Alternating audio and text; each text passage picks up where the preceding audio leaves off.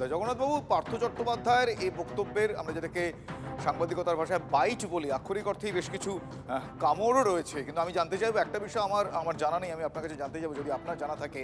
উনি বললেন জেলে থেকেও উনি রাজনীতিতে সক্রিয় ছিলেন। জেলে থেকে রাজনীতিতে কিভাবে সক্রিয় থাকা যায়, এনি আইডিয়া আপনি বলতে পারবেন?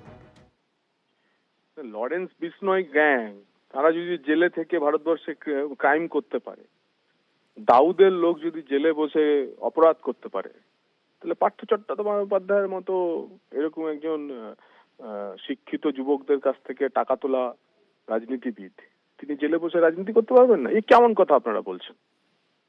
আর তারপর উনি তৃণমূল করেন।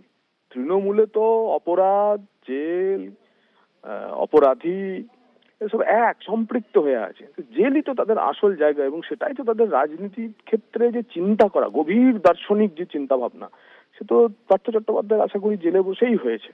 এবং তারপরেই উনি যে বললেন ওই কামড় দেওয়ার কথা, ভাঙা পায়ে টি-20 খেলতে নামার কথা, তা আমরাও দেখতে চাই এই 26-এর নির্বাচনে তৃণমূল কংগ্রেসের বিসর্জনে কিভাবে পার্থ চট্টোপাধ্যায় ভাঙা পায়ে খেলতে নামে। ধন্যবাদ, ধন্যবাদ জগন্নাথবাবু আপনার প্রতিক্রিয়ার জন্য।